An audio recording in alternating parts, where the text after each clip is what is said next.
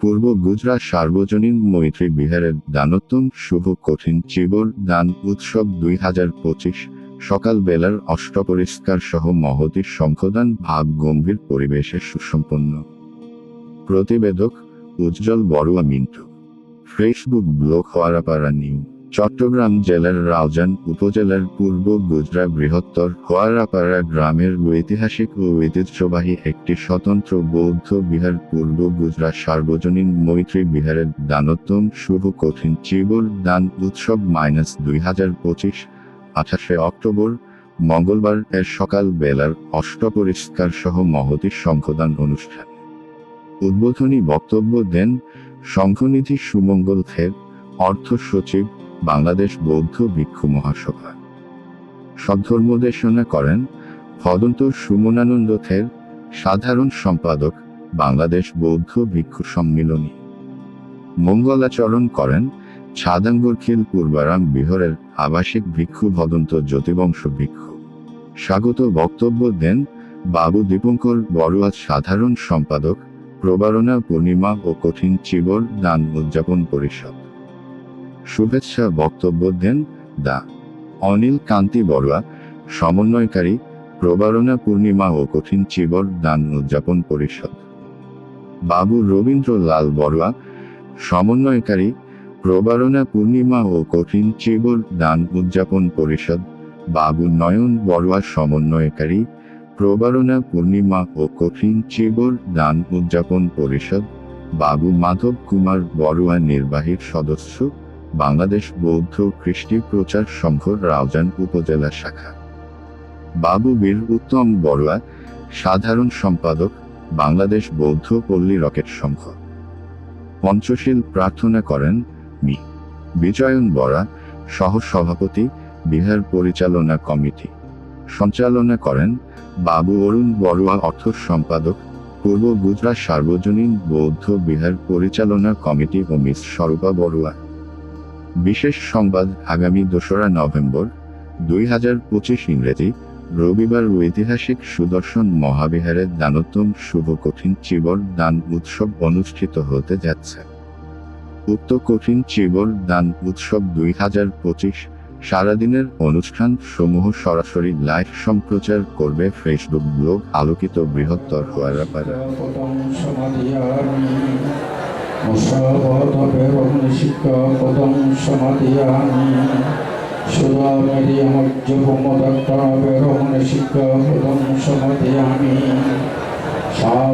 সাধু সাধু পঞ্চশীল ধর্মং সাধু আমরা যখন ছোট ছিলাম তারা অনেক কষ্ট করেছে, তাদের সাথে স্মরণ করছি, পূর্বদান দিচ্ছি। আর উনি যিনি আমাদের মৃত্যুবন্তে উনি আমার উনি আমাকে অবৈধ দিয়ে দিয়েছিলেন আমাদের আন্দাজ বিহার 1983 সালে মধু পুণ্য দিবসে।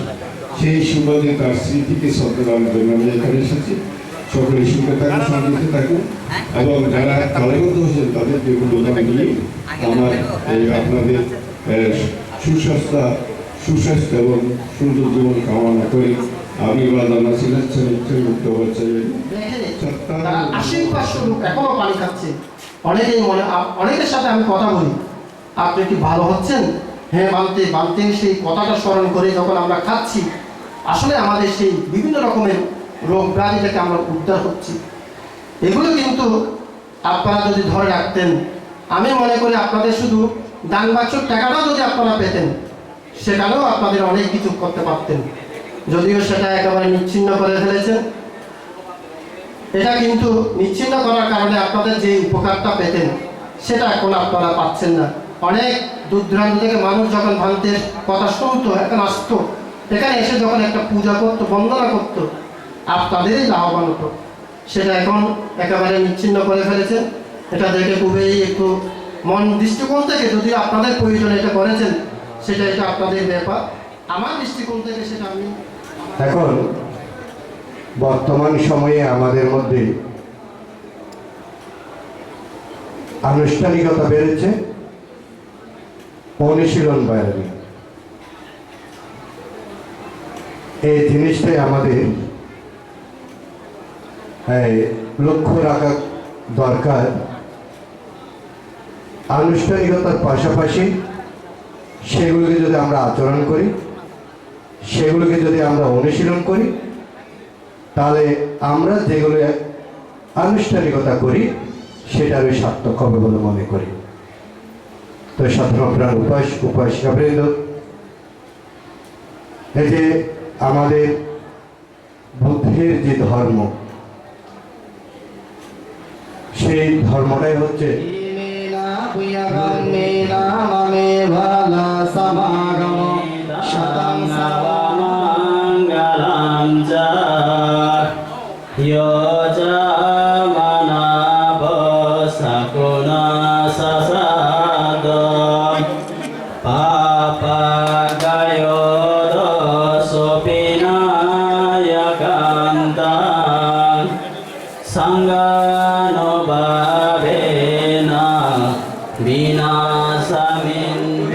আমরা একটু এটা সংকীর্ণতা বোধ করি।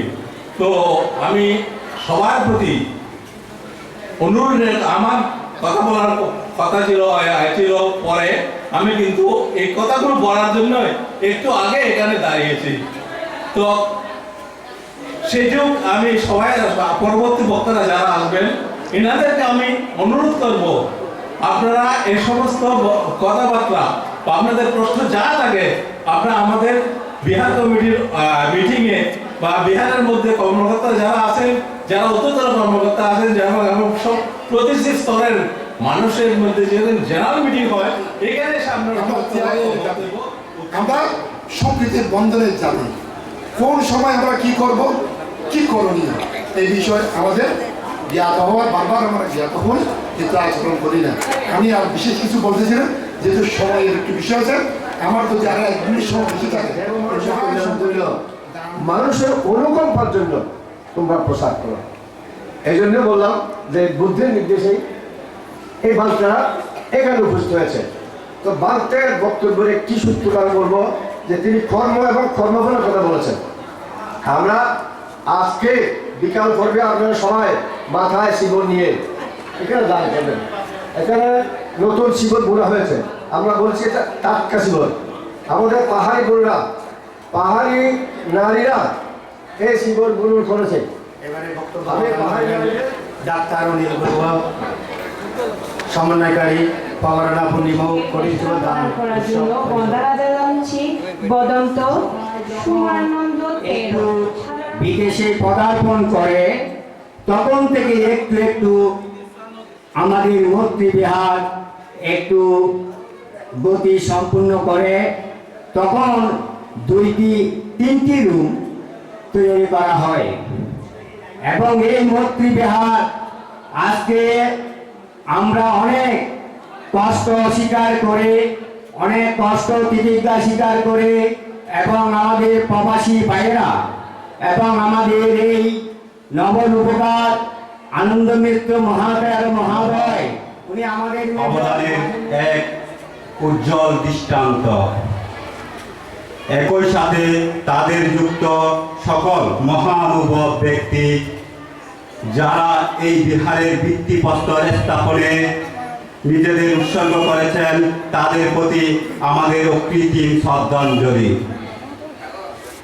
তাদের সকলের প্রতি এই শ্রদ্ধার্ঘ্য নিবেদন করছি। গতকাল একটি কথা না বললেই নয়, গতকাল আমাদের এখানে সকালবেলা শিবর গুণন অনুষ্ঠান অনুষ্ঠিত হয়। এই শিবরে এখানে 6 জন মনে হয় দাতা ছিলেন। তো এখানে কথা উল্লেখ ছিল যে প্রতিজনের 1 সেট করে, অর্থাৎ 1 সেট মানে সম্পূর্ণ অঙ্গকেই বোঝায়। আমি তো ভিক্ষু না, প্রান্তে আমি হৃদয় দিয়ে অনুভব করলাম, আমি বা উদযাপনী পরিষদের সকল কর্মকর্তা কিংবা এক সদস্য হয়ে চেষ্টা করছি একটি পরিপূর্ণ পরিমার্জিত ধর্মসদা বিতরণের মহাস্বর্গীয় পরশের সৃষ্টি করার। তা আজ আমরা আপনাদের উপস্থিতি সেটা বলে দেয়। আমাদের চেষ্টা সফল হয়েছে, তবুও যদি ভুল ত্রুটি হয়ে থাকে তাহলে ক্ষমা সুন্দর দৃষ্টি কামনা করছি।